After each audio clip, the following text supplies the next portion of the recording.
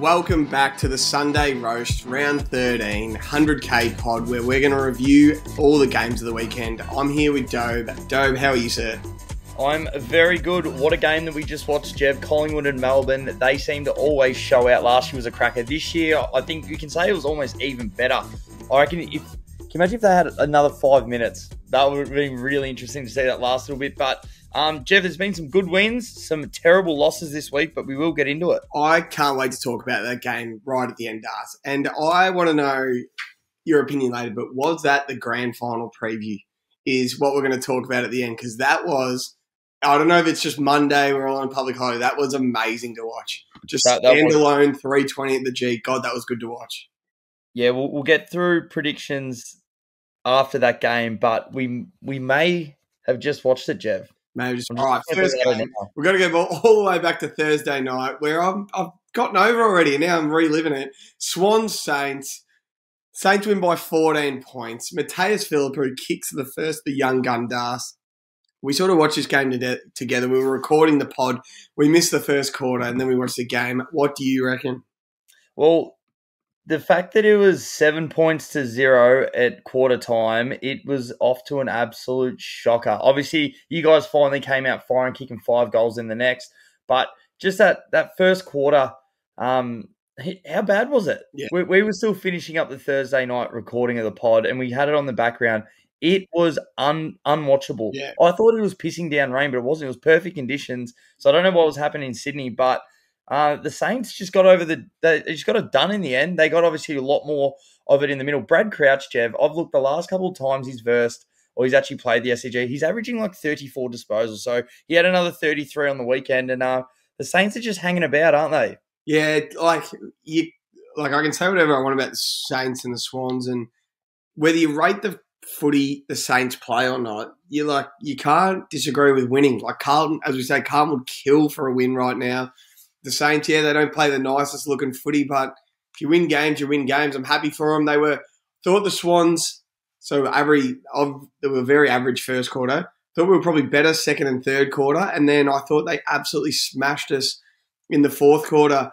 Their pressure, I just noticed the Swans would pick it up, and if they hesitated once, they'd have like 4 on them and would cough it up, and then those 4 would just be out running forward. And yeah, they set up Wilkie behind the ball, Dougal Howard behind the ball. They got Big Rowan Marshall, and they set up the wall, and then they put pressure on, and if you can't handle it, they just turn you over and kick goals. So they almost tried to play like Melbourne did there, didn't they? Try and set up behind the ball and actually just go corridor. Yeah. Like they were happy to. There was, as you said, in that last call, there was a lot of chaos in the middle, and it was sort of going back and forth. But there was like 3 or 4 Saints, as you did say, almost as that wall, and they just kept coming through behind the ball, but then also in the middle of the ground, and then end up getting some good entries in the end. I would be very happy if I was a Saints supporter, because the Swans, like as an arrogant Swans supporter as I am, we have owned St Kilda for a long, long time. Yeah. Like we beat them every single year. We usually play them twice a year, and it's usually 2-0. They haven't beaten us at the SCG since 2009, so they'd be absolutely happy. And everyone knows about these. Well, Saints supporters know more. We know we're big on Mitch Owens, and he is going to be an absolute star. And then Nasai Wanganeen-Miller is going to be an absolute jet as well. He is going to be a good player. They've got 2 very good players on their hands there. Did they end up coming out and say if Butler ended up getting a week or not? He did? Yeah, I'm pretty sure. I know he did. I think they're challenging it, though, so that'll be this week. I'm glad we don't talk about that stuff. No, we don't need to talk about that crap. I don't fuck. He looks like he got Nick Blakey from behind. Blakey wasn't ready. His big head just couldn't handle the heat. That Liz. And he got subbed off. And, yeah, it was just, I don't know, the Swans just obviously aren't as good as we were last year. The Saints got that 50-metre penalty, which was there from Errol Gould. It was a bit of a soft one. They kicked the goal and just never looked back from there, and they beat us. And like I said, we don't talk about most of the umpiring stuff, but some of those 50s, I know we always talk about it, it's too big of a penalty. Like, surely the umpire can just be like, hey, back. Yeah. Hey, I just need you to come back a metre. Yeah. And then they kicked 2 like in a row. Yeah. And then that was almost the end of the game. That can't be the penalty. So that pisses me off. But Swan season's done, Jev. It's over. Put a line through them. I think we've got West Coast next week, and it's a giant. Oh no, we've got the Lions on Friday night. Then we've got West Coast. I'm almost positive. and we're doing some China-themed game, and all these Chinese government are going to be there. There's going to be like a celebration and stuff. Are the Swans broke? Well, I think they just know how important it is to advertise footy in Sydney. I don't know. I think we're just trying to get bigger. I couldn't tell you, Das. You're almost at the stage where you're looking like, remember when Melbourne Storm had a Batman jersey just to promote the movie? They will do anything. They had a Batman and a Superman one in back-to-back weeks. Well, maybe now that it doesn't look like we're going to be playing in prelims and grand finals, we're just saying yes to everything this year and just get it out of the way this year, and then next year hopefully we're back in the finals and we just worry about footy the whole time. Next go, Friday night, Dogs, Port Adelaide. Port Adelaide get it done by 22 points. I am pretty sure Charlie Dixon kicked the first in the first 19 seconds of the game. I remember watching it. Just going to confirm now. Did you watch this game? I didn't watch all of it, Jev, so I'd much rather hear from your perspective, but I was keeping a little bit of an eye on and watch the highlights, and I just love the Dogs. If you're putting on a multi, and if it's the Dogs that possess the footy a lot, so do Port Adelaide. Great two multi-teams. Another one you can get on is GWS. So when those guys are sort of playing under the lid, St Kilda used to be pretty good. All those guys, and who else are really good? If you look at the Bombers as well, under the lid, those teams, really good multi ones. We had in our Discord, I reckon about 10 blokes hit a multi on this game. I hit one as well, but what do you reckon? Oh, it was actually under the lid, aren't they? They are. They were. It was an absolute cracker. If you watch the game, it was an absolute cracker. It was just two heavyweight midfields going at it. Good forward lines, good back lines. They were just. It wasn't much middle of the ground pressure. It was just Dogs attack, Port attack, and just going. And I don't know who people think was best on ground, but just watching Zach Butters, I could make a case he could nearly be top of the pyramid, Das. I reckon he's nearly the best midfielder in the comp right now. Where's he sitting? I think he's in the third or fourth tier, but he kicked a goal. If you watch the game and you know the goal I'm talking about, it was as smooth and classy as I've ever seen. He crumbed it off hands at full speed. Basically, they couldn't even touch him. They tried to tackle him, finished it a snap on his left. It was one of the nicest goals I've seen this year. He's an absolute gun. He had a big day.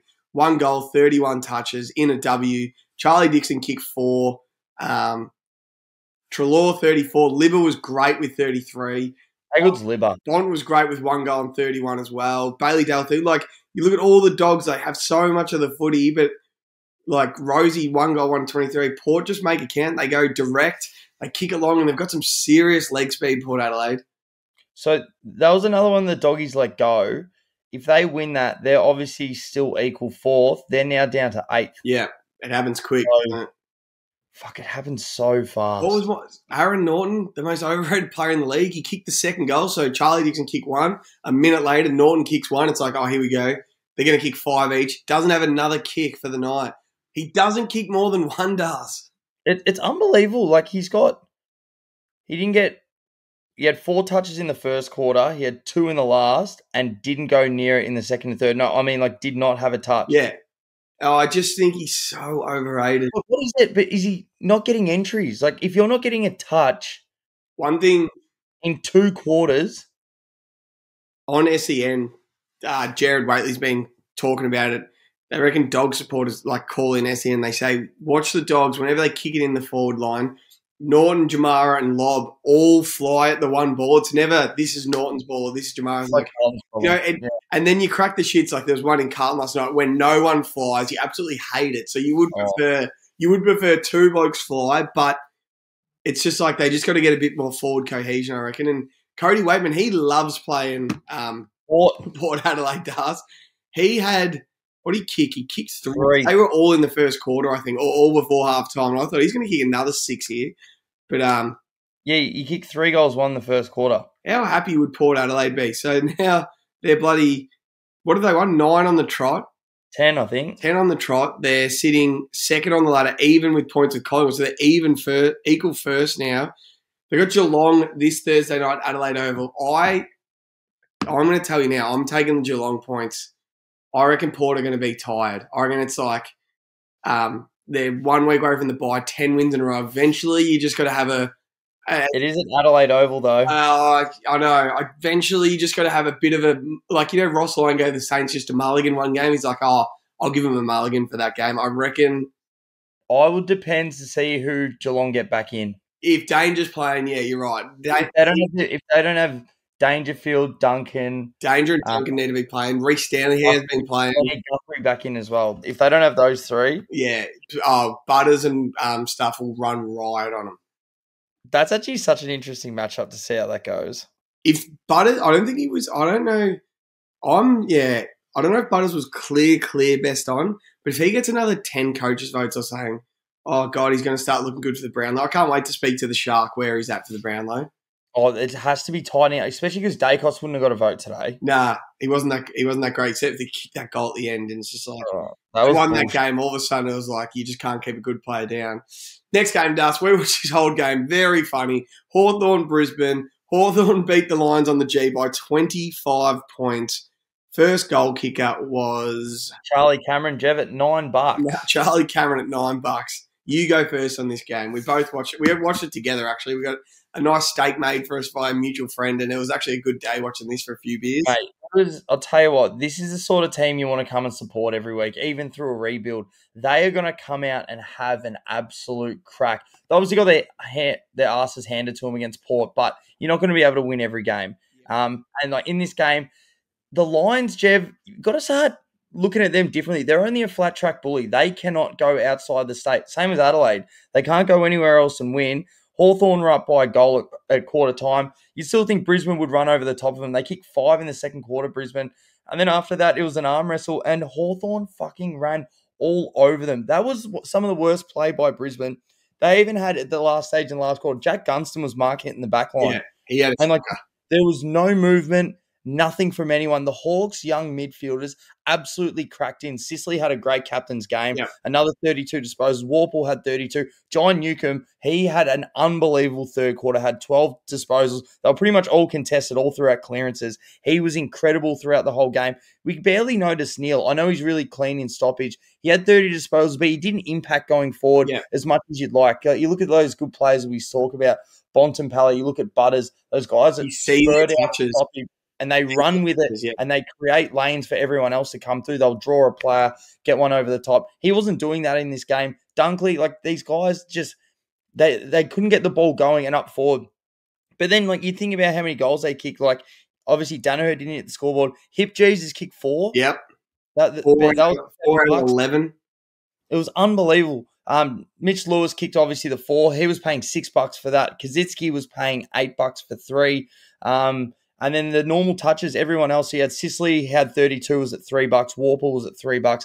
And Neil's only at $2 for 30, but it was an unbelievable win by the Hawks. Yeah, and I would not want to come up against them. I think they were down by 18, 19 points at halftime. And then they absolutely smashed the Lions in the second half. Started with Newcomb in the third quarter. How good was his third quarter? That was incredible. Incredible. And just like Will Day, Newcomb, what did he have in the third quarter? I know you had it the other day.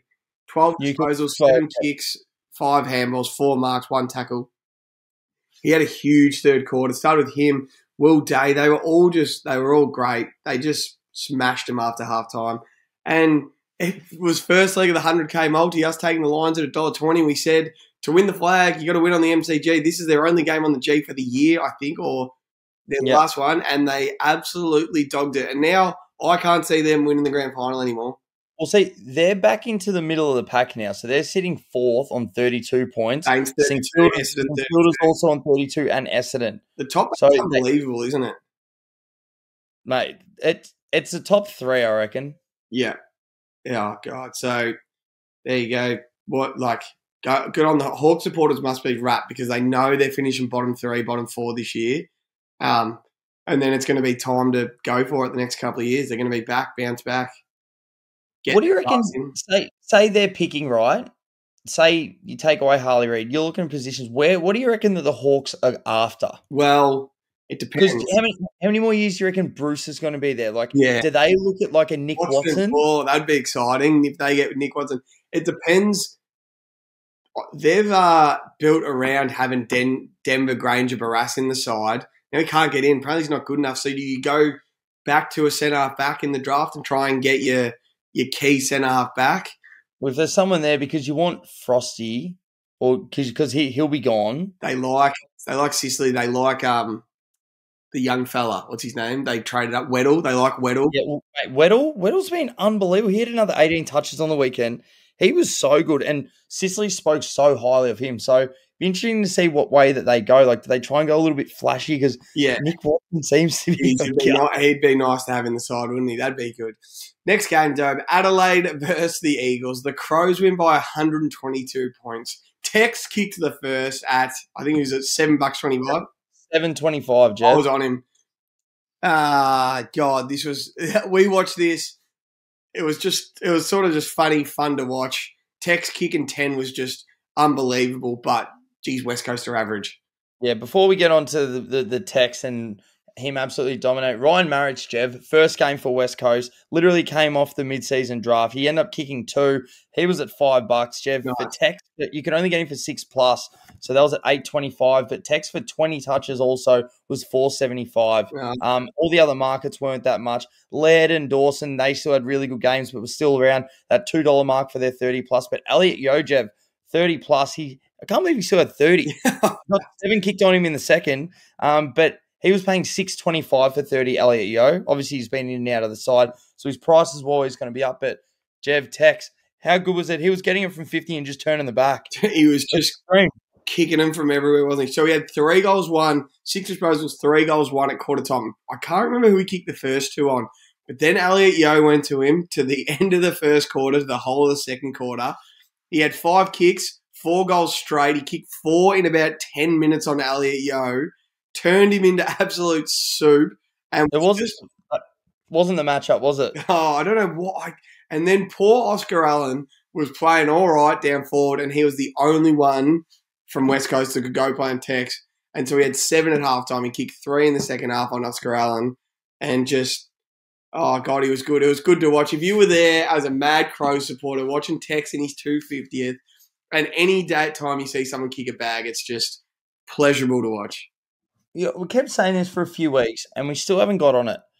Key forwards against West Coast, we have to just start going after them. Yep, we have to. Charlie kicked 9 against them. Who else? Who else kicked a massive bag? Tex 10. Tex 10. The Geelong boys had like 5 each. Yeah, that's right. Cameron kicked 4 in the second quarter. He kicked 5. Larky, when they beat him by 100. Oh no, did have? I don't know what happened in North. West Coast have a bye this week, and then the week after, who they have? They got the Swans. Is Bud getting a hold of him? No, he's too old. Maybe Joel Amati or Hayden McLean could kick 4 or 5 on him. Oh, I would love Bud to wind back the clock. He would probably be licking his lips for that game as well. I reckon he could sniff a 10 out in that game. I reckon if the team's like, hey, Bud, this is your last year, let's go. But Jev, still not sure where we look at Adelaide. So Adelaide are currently 7th. Yep. This final 8th spot. It's like Adelaide. You think Essendon are going to make the 8 now, but Adelaide, Bulldogs, Geelong, Fremantle, Suns still looking for it, and the Tigers. Yeah, 100%. It's going to be a hell of a finish, isn't it? It is. Next game, Jev. Freo, Richmond. The Tigers get it done by 15 points. What's a bloody good? You could nearly call it a steal over in Optus Stadium. Oh no, it's a burglary joke about my figure. Good win, great win over in the West. Judson Clark, no he didn't. Who kicked the first? Jai Miss, your boy. Jai Miss kicked the first, Dobe. 10.50, Jev, dead-eyed Jai. He's having a good season. Good play. He kicked 4 for the game, Jev. $7. Taranto, another 35-2. Richmond just get it done. They were just better. I'm fucking happy for them. Mate, they've been under the pump and they're just going about. So Taranto 2 goals, Jev, 460. Him for 35 was 295, and Shy Bolton for 30 touches, Jev, was 625. That's nice. He was a staple in my pyramid last year, and then he hasn't even had a look in this year, and he's starting to play good footy again. Taranto has to be a knocking on the door of the pyramid. His last 5 weeks since Kane Corns called him not a 150 player in the league. I screenshotted this today, I think. Maybe I didn't. All his stats? What he's had since Kane Corns said he wasn't a... We said, even mate, he's had one of the best betting years of all time. When you're gambling, Jev, they don't care about your disposal efficiency. It just matters if you get it. And Tim Taranto has been pretty much the number one marketer all year. He obviously didn't kick a goal for the first few weeks, but apart from that, his disposals, he gets you every week. Yeah, so this is his last 4. 33 and a goal, 33 and 4 goals, 36 and a goal, and then 35 and 2 goals. And they're, 2 and 2. They've won 2 of their last 3. Like, they are good stats. Not many players in the league are doing that. He'll be... I think the Shark said he was top 5 in the Brownlow last night. He'll be top 6 or top 5. I know he's at $10 at the moment. Yeah. Geez, Kane would look silly if he ended up winning the Brownlow. Oh, can you imagine that? He's 100% knocking on the door of my pyramid. If I go look at it now, he's in better form than some players I've got in there. Cripps, for one. There's one I can guarantee. Yeah, sure. Mate, he's on a top 21 player at the moment. Yeah, Sarong. He's in better form than Sarong. He's in just as good as form as Lachie Neale. Like, I don't know. He should be knocking on the door to be in there, shouldn't he? Like, swing the axe at Cripps just so hopefully it gives him some good form. After we potentially meet him this week. Make sure he doesn't follow the pod. That's soon to be announced. That's later in the week, John. Next game, North GWS down in Tassie. The Giants get it done by 28 points. We absolutely love the Giants, Dobe. Tobes kicks 3 and has 24 touches. Who kicked the first? It was...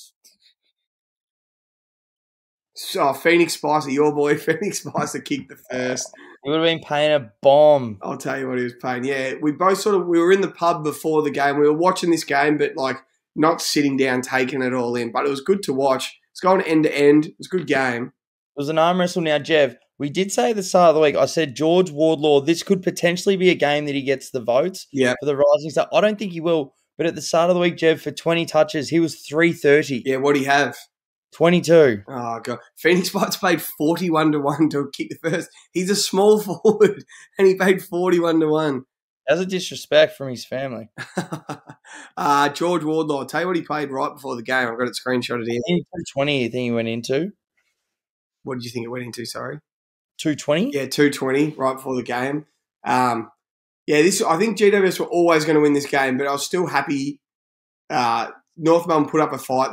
What was the line? I think it was 40-plus points on hook, line and sinker for the North line. And we sort of liked it, but we took the GWS line. Yeah. So the actual line was 15.5, but the $1.30, we obviously teased it into that. Now, Jev, I know we're not talking enough about this man, probably because he's just been an idiot and been in the news, but Taron Thomas is a fucking gun. Yeah, he could too. You would absolutely love him at Carlton. I'd love him at the Swans. He had 3 goals, 19 disposals, but even with his last couple of games, he uses the ball so well. He's only 23. He paid 15-1 for 3 snags. Jeez, that's good. That's nice. Larky paid 4-1 for 4. He kicked 4. What about Zeeble? He had 30 touches. Let me have a look at that. How much did that pay? Zeeble, you could have got 6-1 for his 30. What'd Callum Brown pay? He would have paid a bomb. He kicked 3. Who kicked 3? Callum Brown. Oh, yeah. I'll look it up. Callum Brown. He only recently went forward. So he's been a defender. He's been in and out of the side. And he's got one of the biggest legs I've ever seen. The goal last week against Richmond. You couldn't bet on him. What I'm 2? Nah. Not even in there. Fuck. It's probably because they put him late forward. Taylor was good as well. Toby Bedford was fucking good. I know you were speaking about him the other week. Yeah, I couldn't believe that he I completely forgot that he got traded to the Giants from Melbourne because Melbourne really rated him. But how good's Toby? Oh, if he's as I know we always see forgotten AFL stars Insta story, and he's adamant that Toby Green's best is the best in the comp. Oh, like he is an absolute star. What do you have? 3 goals, 24 touches. He paid $2.70 for 20, $8.25 for 25, which he was 1 touch off. 3 goals, 2. Missed a couple of easy ones as well. He could have been. Oh, where's he on the period? He has to go up. He's going up. It's just so hard. Like Degoe should be going up. Degoe, I know he's suspended now, but hasn't played a bad game all year, basically. No. There's some guys in some seriously good form. Zach Butters is going right up. It's going to be a hard. I'm not doing it till the first round when every team plays after the bye, and it is going to be a hard pyramid to do, Dave. Zach Merritt's coming in. Zach Merritt's 100% coming in. Yeah. Like, Saints fans were messaging me like Cal Wilkie can't leave the pyramid. I'm like, he might leave by guys just being higher than him. Like, he's not getting dropped. He's just down to 24th in the league because Merritt and all these guys are jumping above him, basically. 100%. 100%. Like, it's just stiff. He's got to go. He's the one that has to go for Merritt to come in because Merritt's better than Cal Wilkie. Can't disagree with that. No, exactly. Next game, Dome. Carlton, Essendon. Sunday night, we were there. We had about 6 points before the game to loosen up for a big Carlton win, and you guys get absolutely smashed ass. The floor is yours, sir. Who kicked the first, sorry? We had the first goal. Your man. Chincotta, he kicked the first for the boys. He would have been paid. You wouldn't even be able to get on him. He would have been one of those unmarked players. But once again, Jev, shit kicking in the middle of the ground and also towards goal will be the demise of Carlton. Obviously, you can spin the stats however you want. I know you read out the thing at halftime. Kane Corns, I think, tweeted we were up in almost every statistical category and we just couldn't hit the scoreboard, Jev. Once again, we cannot hit the fucking scoreboard. At halftime, 3 goals, 10. And it's just, we are woeful. You look at all the good teams in the AFL right now, how much surge they have, and they come through the middle. Every time we just go back out wide, down the line. We don't have the personnel. We don't have people running. No one's going past for a handball. We're the most stagnant side in the AFL. If someone got like down to the ground, no one helps them up. Like, we're in fucking shambles. And it's not until you're there watching. You might watch on TV, but when you're there, like, there is nothing, is there? Like, it's a lot. It's a soulless club. We were basically sitting level. We were high level 4 on the wing. You could see the whole ground. And all you saw was when Carl won the ball, they go wide to half forward and slow, and then it's just slow after that. There's never any dare going inside 50. And you watch Sam Walsh, I know you were talking about how he's a bit temperamental and stuff. He will try and start the chain out of the back line. He'll be the first handball. He goes on a 100-metre sprint to get on the end of something to get inside 50, and they just fuck it up and can't get it to him. And he's left shaking his head, absolutely blowing, and you're just like, you poor bloke. Like, he's still a good player, but he's just not made to be a gun right now, is he? Oh, there's no one else going with him. But, hey, credit to it, because I'm sick of talking about how shit the Blues are. I'd actually honestly rather pump up. The Bombers were incredible. They were awesome. Nick Martin had a fantastic first quarter. We've been talking about how good it is when someone's real clean, they come out hands out of a stoppage where they can run a little bit. And he was unbelievable. He really got them started. Ben Hobbs, really good. Like, he had another 24 disposal. I said Jai Caldwell, he had a really good game. All those mid guys. And how good was that goal out of the middle? Yeah. Untouched. Yeah. It was untouched, about 5 handballs and then 1 kick at the end. I think it was Menzies. My man, Jai Menzies. Like Zach Merritt, he only had the 18, but he was just influential in that big third quarter run. He didn't need, he was still the second highest rated player on the ground with 18 touches and a goal. And you could just tell how classy he is, how good his foot skills are. And then how good was it to see Big Peter, right? Big 2-metre Peter, 7-seater back in the side, Darc. He paid 16-1 for 5, which is bloody delicious. 46-1 for 6. That was 100% a chance. He nearly could have kicked 6. If he was at Marvel, he would have kicked 6. He kicked 5 straight. 5 straight. He only had 8 kicks. 8 kicks, 5 goals. Back in the side with that return. Like, he was great. Who else? So that's 100% their other one that they've missed, because I feel Wiedemann hasn't been that good this year. I asked a few of the other boys last night, the Essendon supporters, and they reckon he's been all right. I reckon he's been very underwhelming. Yeah.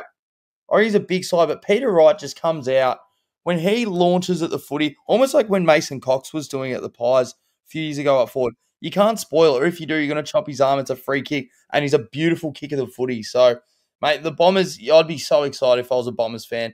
Like, they were all the shit that they've gone through, and they jumped out of the finals the last 2 years saying how shit they were, and they've just jumped straight back up. Brad Scott's got them playing some really good footy, Jev. 100. They look like they're a lock to play in the finals. Pretty sure they get West Coast and North again, so they do. They are a lock to play finals now. It's whether they can win the final and get that voodoo off their back. I 100% can see them win a final, but they'll want to get the right matchup. Like, they wouldn't want to see Geelong. They wouldn't want to be 6th versus 7th against Geelong on the G, would they? No, I definitely think they want to be playing in Melbourne. Yeah. They wouldn't want to see Geelong. They wouldn't want to see like the Saints beat them this year on the G with that defensive game. My thing about St Kilda, I didn't say it before, but like if you let them defend and have a bit of a lead, they'll beat you every day. But if you kick 4, 5, 6 goals and you're 6 goals in front and they can't do that defensive setup, they got to try and kick goals. I still don't think they're that good. So, but You know what? You know what kills me before we get into the next two games, because obviously they're the two teams we're going to talk about. But Carlton's list, right? We have barely changed at all in the last 2 years. We lost to Melbourne by 5 points, second last game of the year. Yep. That we should have won. And we lost to Collingwood by a point. Yep. And that's you missed finals by 1 point in percentage. And the lists are the same. What the fuck is going on? Don't they say the worst thing you can do in football is overrate your list? So you think you're a top 4 prelim side, and then all of a sudden, once you're not, it sets you back 10 years or 5 years. I just don't get how the demise has been that bad. We've got all the players there. Everyone's still there. I just honestly do not like. You watched the game today that we're about to talk about, and that was chalk and cheese to watch. What we watched last night. Oh, just quietly, how cool's this? I just got the notification for coaches' votes while on the AFL app. Zach Butters 10 got perfect coaches' votes again. He is. We'll go through. Wow. We'll go through. We might as well go through them at the end. Consider it's the Monday pod. We'll go through them. So Sam Walsh 35. He paid $3.70. $3.70 for 35. Charlie Curnow 2 goals 4. He kicked 4 points to start. You know, if that was 4 goals, it could have been completely different. Jack Martin was looking dangerous as well, but he only 1 goal 2. Chera had 31. He paid, what did he pay for 30? $2.15 for 30. What did Nick Martin pay for 30, Das? He paid... Would have been a bit. 6, 7? $7.75 for 30. Caldwell for 25 was $2.05. Yeah, and Dyson Hebel, he was good. Mason Redmond's a good player. Like, you got to be excited if you're a Bombers supporter. It's the best I've seen him in 5 years. They get Darcy Parish coming back. They've got Peter Wright. They're getting good at the right time of the year. They're full of confidence. You got to be happy for them. 100%. All right, final game of the round. The game we just finished watching. Melbourne Collingwood. Melbourne get it done by 4 points in what was an absolute cracker. Even though it was a bit low scoring, geez, it was exciting to watch. Das, you go first. Mate, what an absolute contest. And I will keep saying it. Lipinski did kick the first, Jev, back in the side. Yeah. He hasn't played since the prelim last year, so good to see him back on the scoreboard. Actually kicked 2 for the game. But I'm so much a bigger fan of the daytime spectacle. Yeah. I think it's so much better. And I just felt like the crowd was up and about. You have the good thing throughout the day and almost finish at night. So I'm all for a little bit more of the twilight, but I just think day footy seems so much better when you've got the big crowd. What a contest. They were both cracking in so fucking hard. Yep. We even said on the pod earlier last week that Jack Viney had a cracker last year. He'll probably step up again this year, which he did. It was so even all over the ground. You look at how many guys got over, I think there's about 12 to 15 guys that got over 20 disposals, and everyone used the ball really well. 2 really good defensive sides. I thought both of them really stood tall. Darcy Moore would chop him off. So would Murphy. And then also at the other end, you had May and Lever that chopped off really well. Christian Salem played well. And they both just went up the corridor. They said at the start of the game that Collingwood really want to own the corridor. And Melbourne said, we're going to try and take you on today and try and beat you at your own game. And that's what, it's good footy to watch. They fucking barely went out the outside. Only Melbourne did towards the back end of the game. But what an unbelievable game, Jev. That was unreal. I thought Melbourne, after quarter time, absolutely smashed them. So it was about 5 minutes ago in the game. It was 8 goals 18 to 7 goals 5. So it was 26 scoring shots to 12. And Melbourne, even Collingwood supporters would say this, missed 8 gimme set shots at least. Oh, at least. I think Fritsch missed 3 himself. I know Grundy missed an easy one. Cozzy Pickett missed about 2 easy ones. I thought they missed some absolute gimmies. I thought the Swans did the same thing the day we watched them at the MCG. Yeah, I thought Melbourne missed gimmies. I thought they absolutely smashed them. And then for it to be 4 points on the final sign, and we actually thought Collingwood were going to pinch it with 30 seconds to go. It's just one of those ones like, is it like Collingwood just don't care what's happened all game. If they're down, they just throw everything goes out the window and they just go straight and they kick goals. And Dacos showed his class right at the end, but he had no right. I watched it in the replay, that stoppage. He was over the other side and just sort of ran across. Yeah. Brayshaw was on him, and he was in a good spot, and it just pops out to him and just finishes. And you're like, what the fuck? I thought good players just find it, Jev, don't they? I think Melbourne would be pretty happy with that game. I know it got to 4 points at the end. I mean, you add Clary, you add De Goey, so pretty, like, the way they're playing is basically a wash, but I thought Melbourne smashed them. They kicked a couple more set shots, and I think they could have been a 40-point game, but anyway, it's 4, so Collingwood supporters go away happy. You can see it from both ways. I personally think Melbourne were just so much better after halftime. Viney, Petrarca, how good of a footballer? We've said this before. Lockie Hunter's just a good footballer, isn't he? So is Ed Langdon on the other wing. Like, they're just good footballers. How good some of his, like, just clever tap-on work or has a guy over the top. He's just so clever. Like, the underground handballs, which you would used to get ripped in a few years ago. Like, he's so clever the way he uses it. And how's Hoskin Elliott just bouncing off him? Yeah, he just must be took a lick. Like a little wombat. He just hit him, bang. Bang. Hit the target. No, it hasn't after the start of the year. We thought Cozzy was going to explode this year. He's been a little bit quiet, hasn't he? Since round 1, he kicked 20-4, and I'm like, he's a lock for All-Australian 40. And then he injured. He did what he did to Bailey Smith that game, and ever since, he's just hasn't exploded since, has he? No, but you can't really, even this game with Collingwood, they've been on such a high for so long. They're warranted a loss. And it was like, as far as a loss goes, it's a pretty good loss. You know what I mean? Like, it's a bit of an arm wrestle. You still had a crack. Yeah, nearly pinched it. They get a bye now. They'll be wrapped with the bye, reset. What about, do you reckon Gawn and Grundy got a bit of a hold of Darcy Cameron and Mason Cox today? Yeah, late they did. Like, if that was grand final day and you've gone the whole year with, your C-grade ruckman, but you think that's all you need, then you come up against Gawn, like the A-graders, wonder if it'll, in a big final, that's when it's all going to come home to roost that you need the gun ruckman. Well, it's interesting. I do thought Cameron and Cox played pretty fucking well. You see how Cox, how high he got in some of those? Yeah, he's huge, isn't he? He was on Gawn's head. He was flying around. Say Cameron took some really good marks, but I thought late, like, Gawn, you just can't kick near him down the line. He was everything. Grundy looked a bit nervous. He dropped a couple, but even Cox's field kicking has just improved out of sight, isn't it? He just chews off little 45s that ruckman were never allowed, and he hits nice drop punts, doesn't he? Remember when he wasn't going to? Everyone was talking. There's no way he's getting back in the side. Yeah, you couldn't leave him out. Thought Pendle's butchered the ball a little bit today. He did. I think he missed 3 in a row, which I couldn't believe. He never misses. One where he went to chip back inside, and missed 2 other targets. I'm like, I've genuinely never seen that before in my life. So Viney best on, Fridge kicks through. I'll get some odds up here. Like Van Ruin, I absolutely love Van Ruin. He had his hands to that many balls and he just couldn't. I thought he was going to take over that last quarter.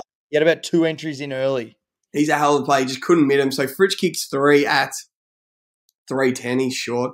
Lipinski for 2. So he paid 34-1 for the first stars, and he paid, where is he? 9.25 for 2 would have been nice. Then apart from that, it was all just ones.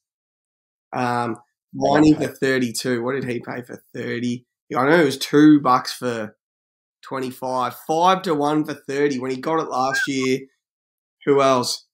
Hunter and Petrarca only got the 28. So what did Hunter pay for 25? Would have been a nice bet. He paid $2.90, not bad. And then Tom Mitchell had 30. He paid $2.07 for 30. So it was a great game. Is that the grand final preview? I have a feeling it is. I think it depends if Port get a home prelim again. But if it's if they're both playing in Melbourne and they don't run into each other before the prelim, I reckon that is the prelim final. Mate, I'd love another Melbourne grand final, like 2 Melbourne teams. And but the crowd today was electric. Just the G daytime, it was just a good game. Do you have the coaches' votes there? I accidentally clicked out of it. Yeah, I'll get them up. Because I would love to know, are all the games done?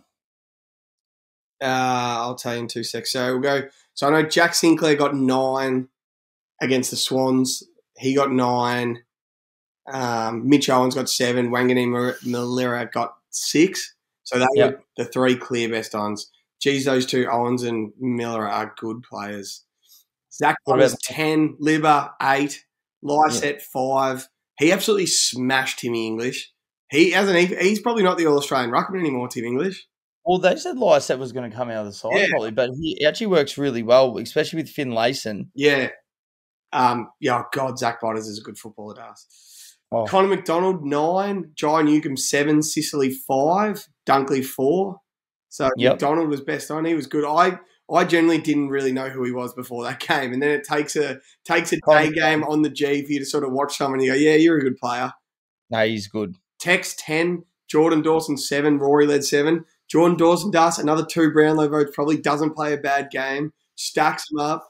He's going to be up there. I can't wait to see where the Shark has him on the Brownlow. Very exciting. Tim Taranto, 9. Shai Bolton, 9. So clear 2 best on. Tim Taranto, probably another 3 Brownlow votes. Yep. Kieran Briggs, 9 for GWS. Is he the ruckman or the big fella? He came in last week and had a belter as well. Toby Green, 9. What a player. Larky, 3. Cornelio, 3. Toby Green's probably got 5, 6 best ons. Yeah. Oh, what a gun. What a gun. And then Nick Martin, 10. Peter Wright, 8. Jai Caldwell, 5. That's basically how we called it last night, that it was probably going to be Peter Wright or Nick Martin best on. And then nothing for merit. Not one Carlton player with a vote, Das. Good. Ridley, Hobbs. And no votes for Collingwood, Melbourne. So Zach Butters is 10 clear now on 73 of Dacos on 63.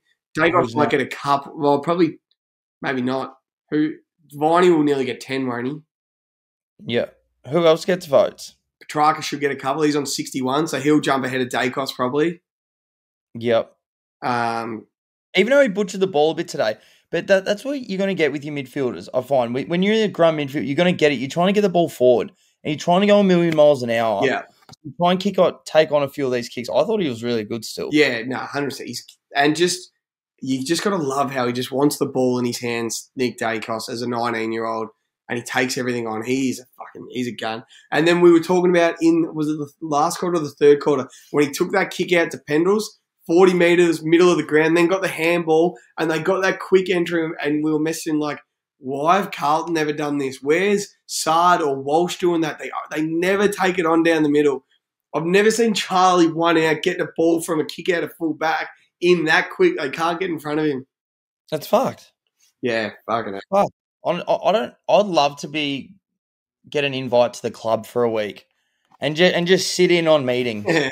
And I see the vibe, and just see what they're talking about, and then sit on the bench for a game and just listen what's coming through the headset. Have the coaches and players just not on the same page at the moment? That's when it's hard to turn it around when that happens. Like, I listened to a little bit of SEN this morning, and it was good to calm me down. Were they ripping the Blues? Yeah, Kane and Tom Brown were just talking. Tom Brown said that there's a lot else going on at the club. He said that. So it basically sounds like firing Voss is inevitable. It is, but it's like, fuck, what else do you do? Like, who else comes? Look, unless if he's lost the players. Yeah, that's the thing.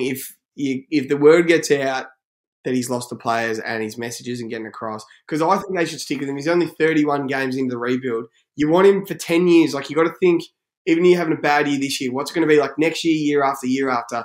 Think 10 years' time, we've had the same coach, stability at the club. But if the players are telling the board and stuff that we're not listening to him, it's got to be on the players as well. Like, he's contracted till the end of next year. Just get to the end of next year. If the win-losses aren't there, then obviously you can renegotiate. But it's so quickly to just trigger. The next person goes out. Because you had Bolton's record, you had T's, and then Voss's 15, 1 draw, and 18 losses. Yeah. And then like guys like Fisher and stuff out of the side, he's obviously telling them they're doing stuff wrong, or maybe he doesn't get along with them. Oh. Dow's still starting at the sub. Just start him as a game. Get him in. Like, he must be doing something wrong to just not be able to get in the 22. What about that video of that bloke that I thought was you abusing him, walking off the ground? Take your fucking jumpers off. Take them off. The lot of you. It's a fucking disgrace. Some people in the comments are like, that's bullshit. You shouldn't be able to say that stuff. And the other half are like, mate, I've been paying thousands of dollars a year for the last 20 years. He's like, I'm allowed to say whatever the fuck I want. He's like, there's all promise. Like, when the hell is it actually going to start coming through? Maybe we need to make a little Insta video content this week of ways to torture your Carlton membership, Darc, and you can show us all the ways to burn that thing because I've got it. I know you all said you're not going again this year. You've had enough. Oh, yeah. The only reason I'll go to the Carlton Collingwood game just to meet up. It's good to catch up with friends and go to the footy. Easy way to catch up with people. So I might go then, but apart from that, I've got no interest. Go Gold Coast next week as a mutual Gold Coast supporter. I'm actually going to wear my Gold Coast jersey. Yeah, you should. And just wear your Row jersey, eat some grass, and just watch the Suns go to work. I'm excited to see the Suns this week, Jev. Hey? I'm excited to watch the Suns this week. You are going to go to this game on Saturday? No, I was thinking about it, but geez, it'd be good. Even seeing the Suns on the G is cool. Like, I think they only play in Melbourne 3-4 times a year. Like, seeing them on the G would be cool. I'd go and I wouldn't drink. And and it's the 1:10 game. You'd be home by 4:30. Yeah. You can crack the shits and go home. I wear both jerseys. And just have the other one. Have the Suns one under the Carlton one. Have the Carlton jacket on, the Suns one underneath, the Carlton one underneath that, and you can just go through all the emotions. Just keep taking them off. This nearly looks Gold Coast Suns, this Chiefs jacket. You nearly wear this as well. Yeah, geez, that's good. Oh. All right, good ep, Darc. Big week, Jev. Big week. Very exciting. Got some good stuff coming this week, you could say. Got some exciting stuff coming this week down at 100K HQ. Very good stuff down at the HQ. So make sure you listen up. We're excited towards the back end of the year, Jev. We're just launching. Denver just get it done tomorrow, don't they? I think so. I cashed out my finals ticket, so it was 1,047 for the cash out, and it was 1,138 for the final. So it was $90 less. I'm like, I'm just taking 1,047 right now. So cashed out today, made $1,000, got 47 still in the account for a multi tomorrow that I will be on the Discord to try and win one last multi. I think they win, but I can see Miami just winning. I don't know if you remember when the Lakers and Miami, the Lakers were up 3-1.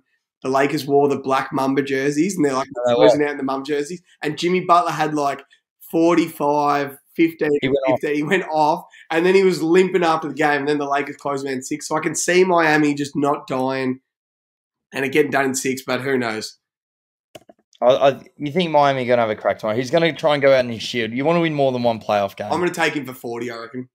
Yeah, I love that. All right, good work, Darc. See you, bloke. All right, brother. Enjoy your dinner. See you at Hook, Line, Sinker.